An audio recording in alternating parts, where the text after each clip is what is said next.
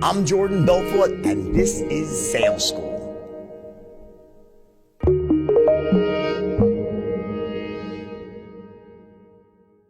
All right, so if you're a business owner, do not let QuickBooks and spreadsheets slow you down anymore.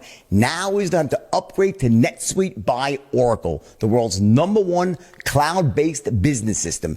NetSuite gives you the visibility and control over your financials, inventory, and more. Schedule your free product tour right now at netsuite.com/school. Time to rock and roll now with the third of the 310s. Remember, again, what a loop is. A loop is when you take one of the common objections, doesn't matter which one it is, and use it as an opportunity to build more certainty for each of the 310s and then transition into a close without breaking rapport. Meaning you got to ask for the order again. So a loop starts when you get hit with an objection, and it ends when you ask for the order again. So far, watch what happened. We got hit with the objection, let me think about it, right? And again, that could have been any objection. No matter what they say, let me think about it, let me call you back. We always start off and deflect the first objection.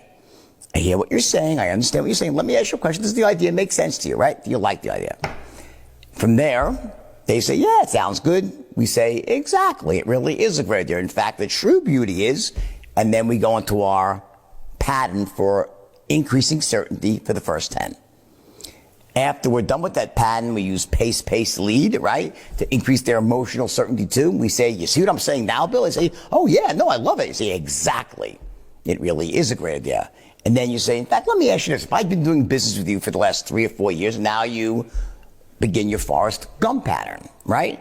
And where they're going to say, oh yeah, of course, if I knew you, yes, then I would not be saying, let me think about it. You say, exactly.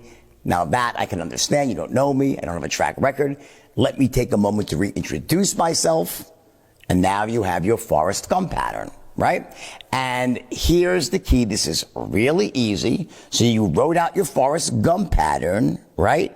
And the way you transition to your next pattern, which is for the third 10, is with a very few simple words.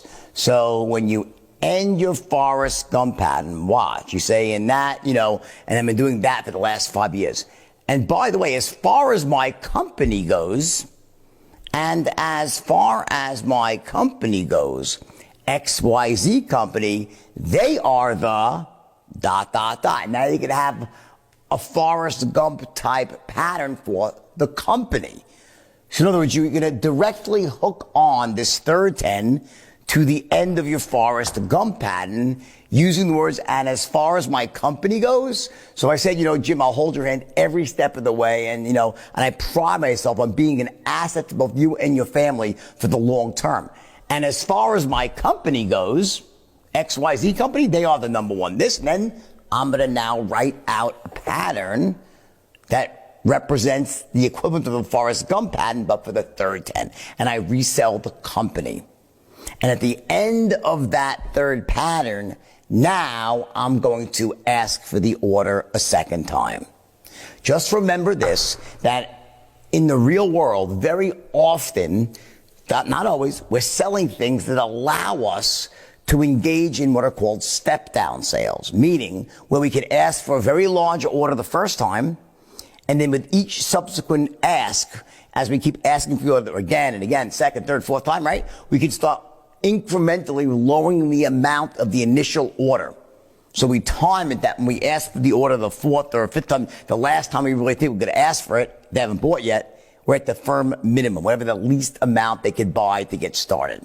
So at the end of the third 10, remember, you talk about your company, you resell the company and saying, Jim, Jill, why don't we do this? Here's what I recommend. And then you go into your close. Remember your energy in, benefits out pattern, always, right? Always going to have that. And also remember your step down sale.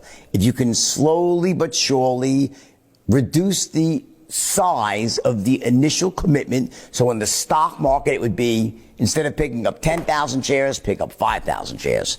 In the insurance business, it would be, instead of starting off with $1 million of life insurance, start off with $500,000.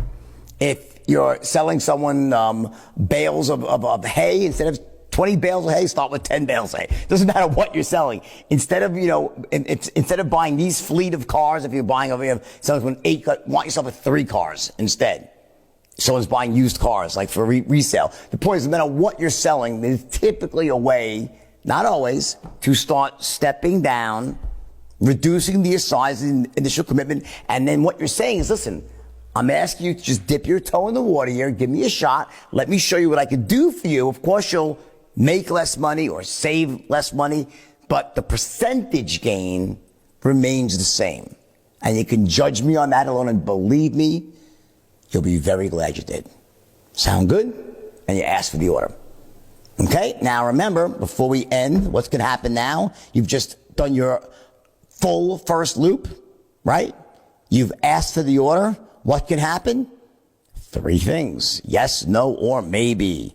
Right? You're back in the same spot again. And that's what the straight line is all about. These duplicatable chunks of strategy that always end up on the line.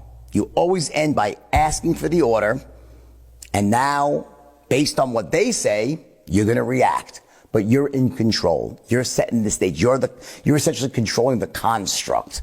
And you're reacting within those boundaries. All right?